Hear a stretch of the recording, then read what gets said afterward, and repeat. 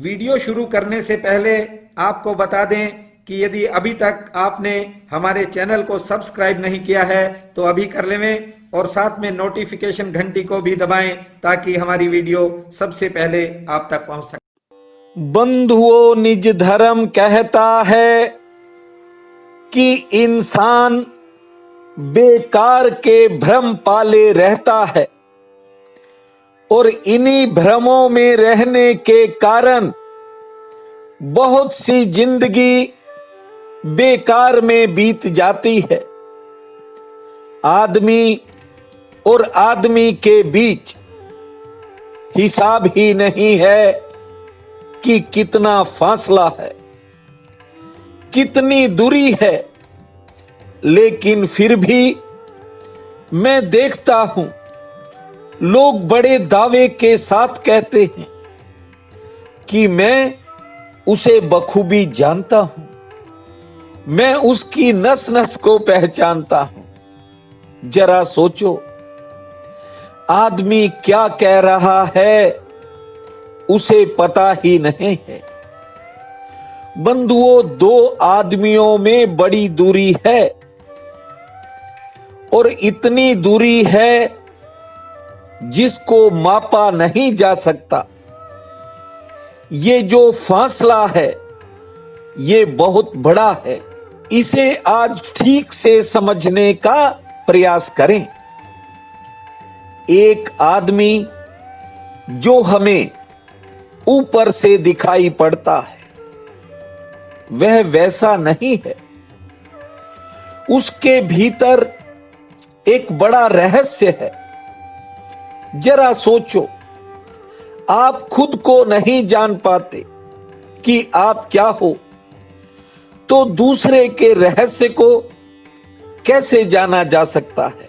बंधुओं, कभी आपने आइलैंड देखा होगा, जाकर नहीं तो कभी चित्रों में या फिल्मों में देखा होगा।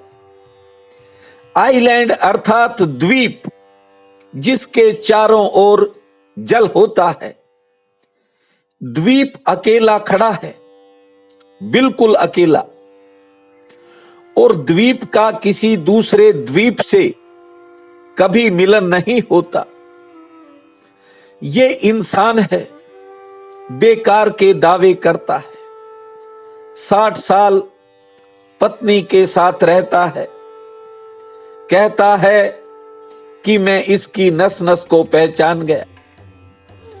बंधुओं, कल सुबह उठकर क्या हो जाता है ये कुछ पक्का नहीं है। ना तो ठीक से बाप बेटे को जानता है और न ही बेटा बाप को। मित्र को मित्र नहीं जानता। कुछ पक्का नहीं है कब परिस्थितियां और हालात बदल जाए। निज धर्म कहता है कि एक दूसरे के साथ जो फासला है, जो दूरी है, वह अनंत है और उसे कम करने की कोई संभावना नहीं है। इसलिए जो लोग उसे कम करने की कोशिश करते हैं वे अक्सर मुसीबत में पड़ जाते हैं। निज धर्म कहता है उस दूरी को कम करने की बजाय उसे जियो। आप इस चैनल पर कब आए ये आप जानते हैं, लेकिन आप आकर के ऐसे ठहर गए जैसे आपका कोई बरसों से इस आवाज से परिचय है। बंधुओं, दोस्ती का मतलब बताता हूं क्या होता। अनजान की हैसियत से रहने की तैयारी को दोस्ती कहते हैं। मैं भी अनजान था, आप भी मुझे नहीं जानते थे, ना ही मैं आपको जानता था।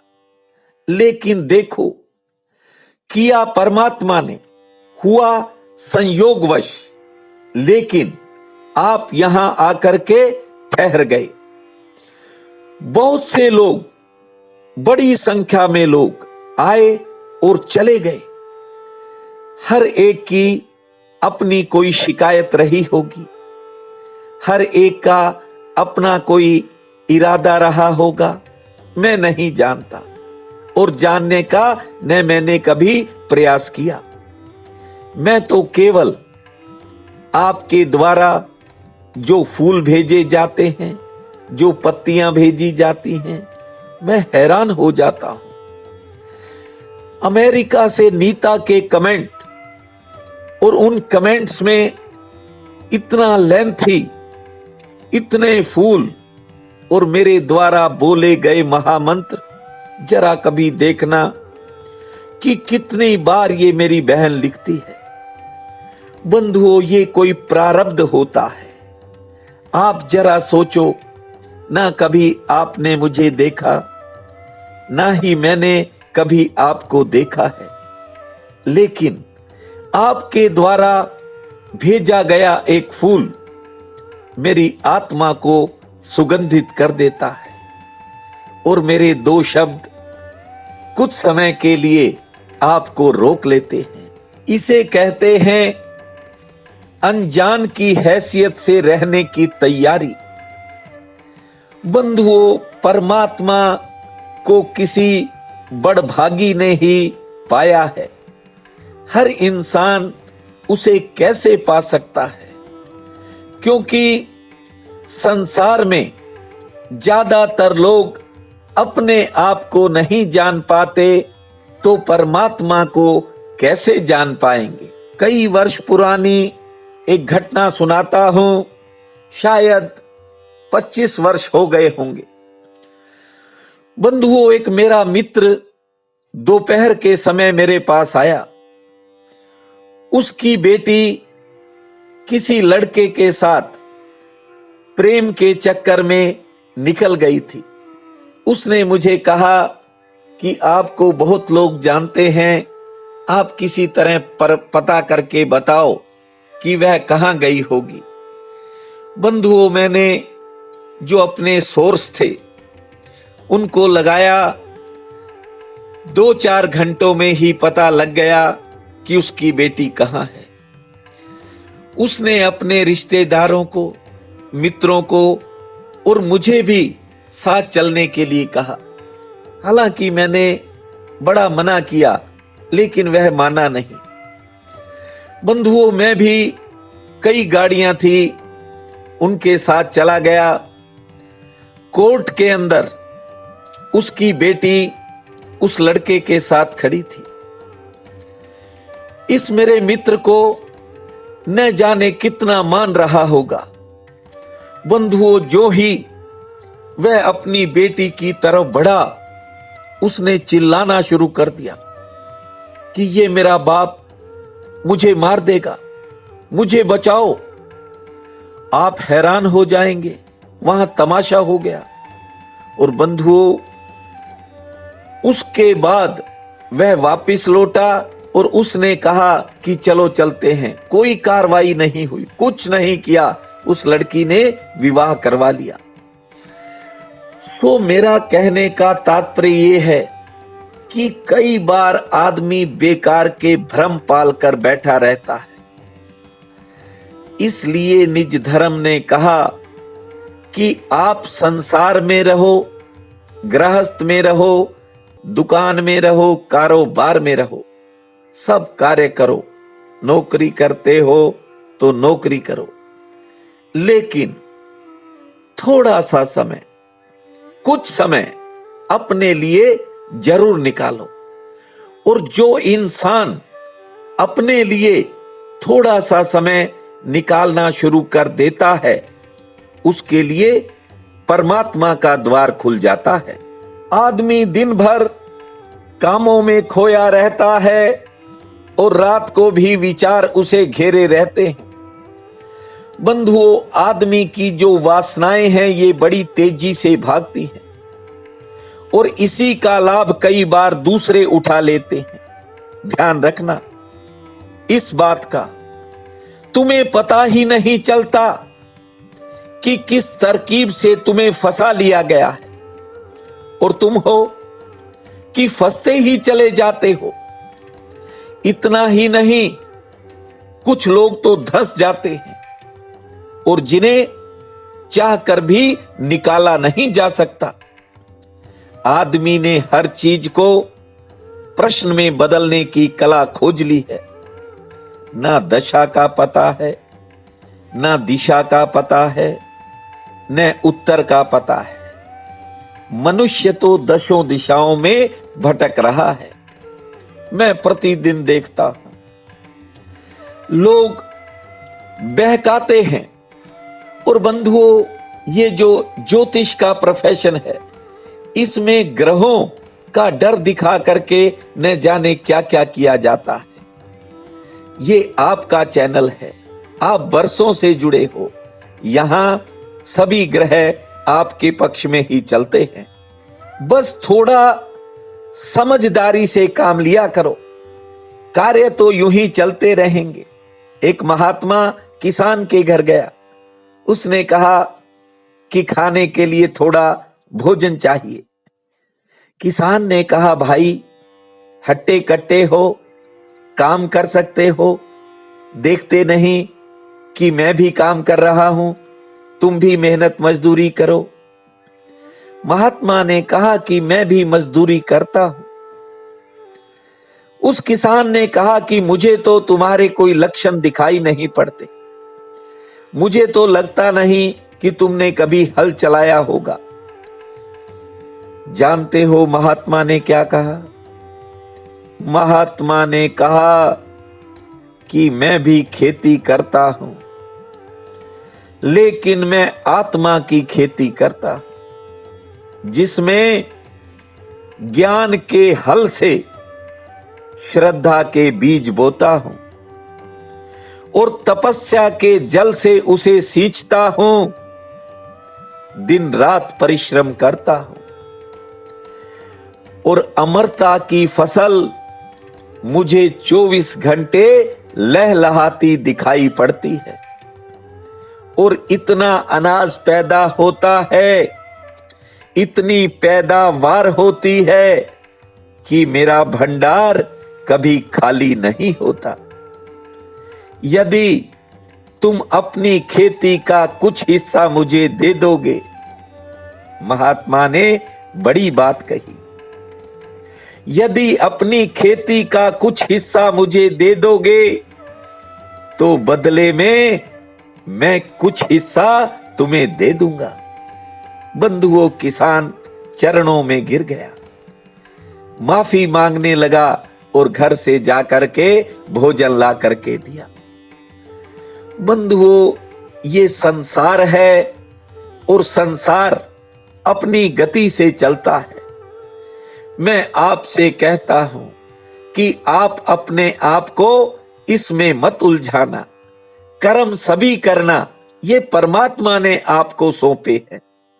इन्हें करते करते उसकी याद बनाए रखना और उसकी याद में आप तब डूबोगे जब आप थोड़ा सा समय अपने आप को देना शुरू करोगे। आज भाद्रपद शुक्ल पक्ष की सप्तमी है।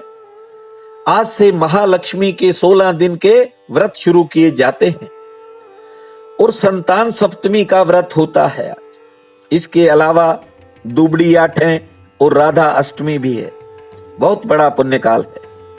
उठते ही धरती मां को प्रणाम करना, 7 बार ताली बजाना और 8 बार लंबी श्वास लेना, तुलसी को जल देना और दूर्वा के दर्शन करना, हनुमान जी का प्रसाद बांटना, शाम के समय हनुमान चालीसा का पाठ करना।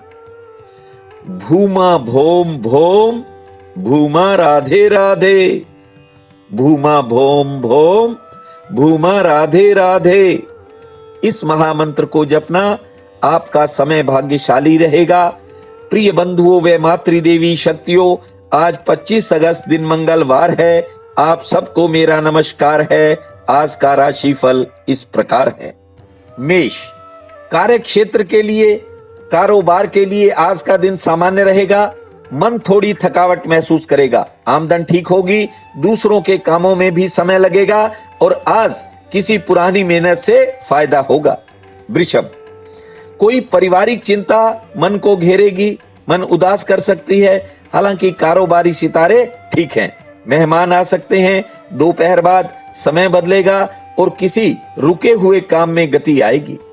मिथुन, कारोबार से आज आपको उम्मीद से अच्छी सफलता मिलेगी। सरकारी कामों में थोड़ी प्रतीक्षा करनी पड़ सकती है।